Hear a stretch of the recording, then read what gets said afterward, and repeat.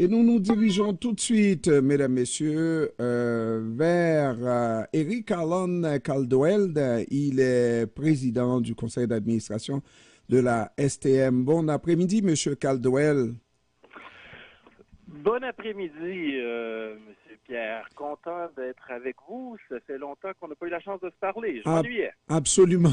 Moi aussi. Et puis, Bon, comme on est au dernier jour, je me permets de vous dire bonne et heureuse année 2024, au dernier jour de merci bien, janvier. c'est bien apprécié et on s'en souhaite une bonne pour l'ensemble de la communauté, la collectivité. Et on s'en souhaite une bonne pour le transport collectif, parce que vous savez, à la STM, on fait 1 million de déplacements par jour. C'est fondamental pour le fait qu'on passe une bonne année dans nos déplacements, mais ça passe par le transport collectif. Puis je suis content d'être avec vous aujourd'hui pour en parler. Absolument. Et puis, finalement, 2023 n'a pas été si difficile. C'était annoncé pour être extrêmement rude, en fait, de négociation avec Québec. Mais finalement, vous avez pu obtenir une entente, n'est-ce pas? Oui, ceci dit, il y a une certaine part de fuite en avant, là, c'est-à-dire c'est des ententes annuelles et le défi reste entier. Dans notre système un peu complexe de financement du transport collectif dans la région métropolitaine, c'est l'ARTM qui gère les revenus et l'ARTM manque cruellement de revenus pour financer le transport collectif. Donc, elle a dû faire appel à des sommes non récurrentes qui ne seront plus disponibles l'an prochain. Donc, le défi reste entier là, pour le financement du transport collectif au Québec et dans la région métropolitaine. Là, pour les 4 sociétés de transport de la région de Montréal, on les rappelle, c'est Longueuil, Laval, Exo et la STM à Montréal. Mais ceci dit, comme à chaque fois que je vous ai parlé, on sait qu'on doit résoudre cet enjeu-là, on doit le faire collectivement, ça doit être un choix de société et la bataille continue. Et en fait, si je comprends bien, plutôt que d'avoir un terme plutôt long de 5 ans, genre de repos, de paix d'esprit, mais à chaque année, il faut revenir avec toujours la possibilité de renégocier et recommencer sans être certain d'avoir le niveau de financement qu'on avait l'année précédente.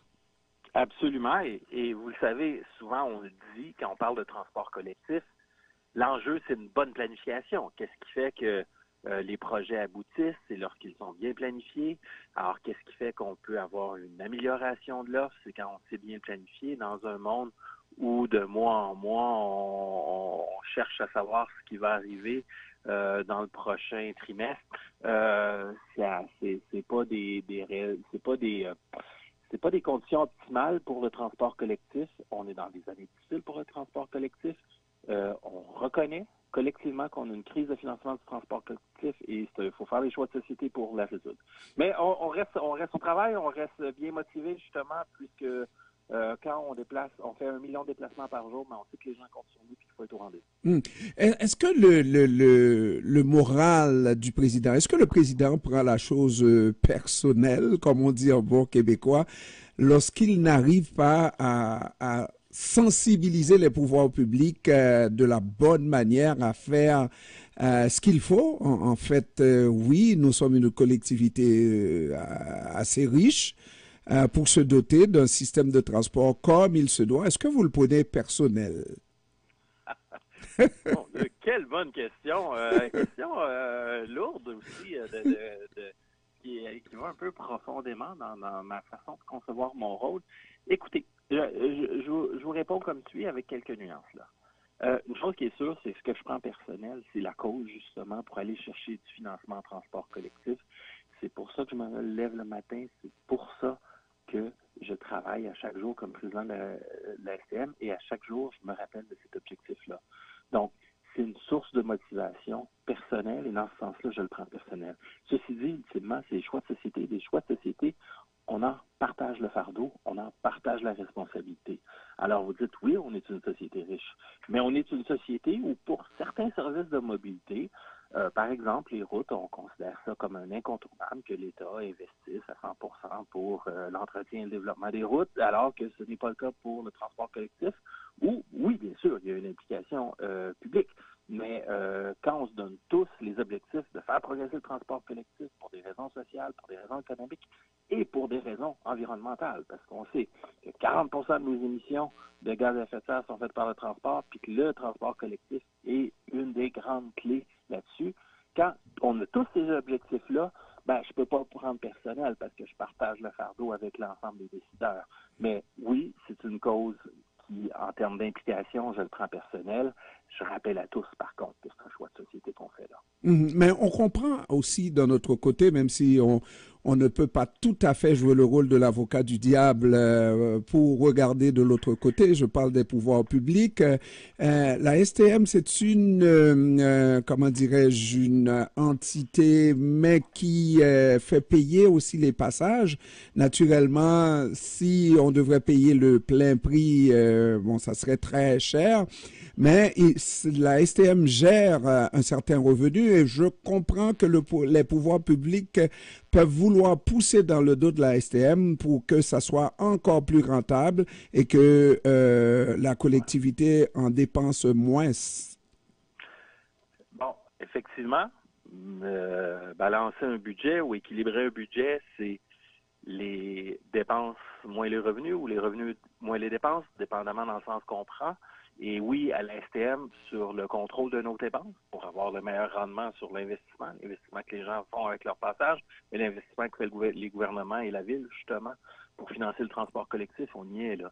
On a un travail de rigueur, on a un travail sérieux qui est fait pour s'assurer, justement, qu'on ait le meilleur rendement sur l'investissement qu'on fait tous comme société en transport collectif. Ceci dit, au niveau des revenus, comme vous le disiez, historiquement, là, les revenus des tarifs clients, c'est à peu près 30 ou tiers de l'argent qui rentre dans le transport collectif. Et ça, oui, encore là, je conçois qu'il faut en prendre soin, mais la clé, on le sait, pour aller chercher plus d'achalandage et donc plus de revenus, c'est de faire évoluer l'offre. Donc, c'est un peu, un cercle vertueux ou une spirale de la mort, dépendamment dans quel sens on s'en va. Mais plus on a d'offres, plus on a de clients, plus on a de clients, plus on a de revenus. Si on fait l'inverse, puis on se mettait à couper nos services, ben les gens, il y aurait une désaffection du transport collectif. Et là, Absolument. on serait dans une spirale de la mort. Donc, c'est de s'assurer que le mouvement soit dans le bon sens, mais pour ça, ça ne peut pas être que par les revenus des clients, quoique ça en est une partie très importante, et chaque revenu qu'on a, il faut en prendre soin pour le dépenser le mieux possible. Et en 2023, parlant des efforts, en tout cas, on a un beau rêve qui semble devoir se réaliser, c'est la prolongation de la ligne bleue. Ah, la prolongation de la ligne bleue, nos équipes y travaillent déjà depuis quelques années, mais il y a une confirmation justement que le projet irait de l'avant il y a déjà 2-3 ans. Puis oui, on a des équipes à temps plein qui travaillent là-dessus. Le long du boulevard Jean Talon, entre le boulevard P9 et la 25 Anjou, les citoyens du coin voient déjà qu'il y a eu des démolitions d'immeubles là où il y aura des éticules. Il y a des travaux préparatoires qui sont faits et il y a des appels d'offres qui sont lancés pour des contrats. Alors oui, on y travaille et ça s'en vient parce que le projet a été confirmé par le gouvernement. Alan Caldwell, sans faire de polémique, notre système de métro, c'est une valeur vraiment sûre par rapport à ce qu'on essaye maintenant, qui donne des ratés. On espère que ça va s'articuler comme il se doit dans les prochains jours, mais le métro, environ 60 ans, 50 ans que ça fonctionne et ça fonctionne encore. Et s'il est trop vieux et on lui fait pas un peu de lifting, n'est-ce pas? Bon, ça ira chez le diable. Il faut prévoir, comme gouverner, c'est prévoir, il faut prévoir à l'avance. Dans les prochaines années, il va falloir revoir ce métro, ce système en profondeur.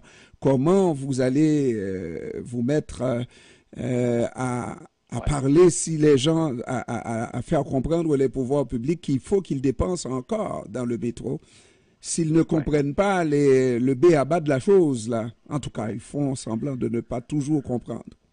Là, la blague, je dirais, rassurons-nous, on parle d'ouvrages de génie civil ici, pas des gens qui ont 50 à 60 ans qui s'en vont chez le diable, comme vous dites, là. Mais c'est blague parce que je vais avoir 50 ans le mois prochain. Mais tout ça pour dire que non, effectivement, ben, on le voit au Québec, hein, on le voit à Montréal, là, nos grands ouvrages de génie civil, pensons à Turcot, qui a été l'échangeur Turcot, qui a été fait ces dernières années. Pensons au pont Louis H. Lafontaine, qui est en grands travaux. Pensons aux travaux annoncés pour l'autoroute métropolitaine. Mais ces grands ouvrages routiers-là sont des grands ouvrages de génie civil en béton qui ont le même âge que le métro. Alors, le métro n'échappe pas à la réalité des ouvrages de génie civil. Après un cycle de vie, il faut savoir investir pour lui en donner un autre cycle de vie. Et ça, il faut le faire dans le métro. On l'a eu pour une partie de nos trains, notre matériel roulant, quand on a remplacé les métros qui dataient des années 60 par des nouveaux métros il y a une dizaine d'années avec l'arrivée des voitures Azur. Là, il y a une autre partie de notre flotte qui est à renouveler, mais il y a aussi des travaux d'étanchéité, comme vous le savez, éventuellement le toit d'une maison coule et un métro qui est souterrain, ben, il y a un danger que l'eau coule, et d'ailleurs, l'eau coule dans le métro, donc il faut le réparer. Les rails, les différents systèmes électriques, les systèmes de télécommunication, dont certains datent des années 70. Vous pouvez imaginer que les technologies en télécommunication ont grandement évolué depuis. Donc tout ça est à remplacer, pas tout en même temps. On le fait, en fait, pendant 4 heures à chaque nuit. Le métro est fermé entre 1h30 et 5h30 du matin. C'est là qu'on fait tous les travaux d'entretien parce que on n'a pas le luxe d'avoir des lignes en double, des lignes en redondance parallèle comme on a à Paris ou à New York, où dans ces villes-là, quand ils refont le métro, ils ferment le métro, ils ferment la ligne de métro et ils disent aux gens allez sur l'autre ligne. Nous, on n'a pas ce luxe-là, donc on le fait dans les 4 heures de nuit. Mais oui, il y a quand on parle de choix de société, là, on a un patrimoine formidable avec le métro de Montréal qui, oui, est très efficace. Mais si on ne l'entretient pas plus, ben là, il va perdre la fiabilité, puis on va perdre une partie de l'efficacité de notre métro, et ça, on ne peut pas permettre ça. C'est pour ça qu'on travaille très fort, justement, les équipes de la STM sont à pied d'œuvre pour garder le métro dans un meilleur état possible, mais on a besoin d'investissement là-dessus, et c'est un peu le sens de, je ne sais pas si vous avez vu un article dans la presse ce matin qui en faisait état, Oui. mais c'est un peu le sens du cri du cœur que j'ai fait dans la presse, oui. Mais jusqu'à présent, est-ce que l'arrimage avec le REM se fait sans douleur ou passablement bien? Le REM fait un arrimage, comme vous le savez, beaucoup avec la Société de transport de Longueuil, le RTL, pour toute la desserte de la Rive-Sud, le fait avec la STM, entre autres pour l'île des Sœurs, où il y a une nouvelle station du REM, le fait avec EXO pour certains rabattements régionaux. Donc, c'est vraiment l'autorité régionale qui coordonne justement le fait que tous ces joueurs-là travaillent bien ensemble. Il faut qu'on travaille ensemble parce que c'est les mêmes clients, les parcours clients sont importants. Bon, 100 heures, ça sera peut-être un peu exagéré entre vous et moi, là, mais ça se fait avec la bonne motivation de tout le monde, l'effort de tout le monde pour que ce soit le mieux possible. Puis oui, il y a des défis, mais on travaille à les résoudre. Alan Caldwell, en 2024, j'espère qu'on se reparle plus souvent et moi, je suis toujours fier chaque fois que vous acceptez de nous parler. C'est un honneur pour nous de pouvoir informer nos auditeurs de la source directe, la source privilégiée, le président de la STM, Eric Alan Caldwell, président donc, du conseil d'administration de la STM. Je vous remercie d'avoir pris du temps de nous parler encore une fois cet après-midi.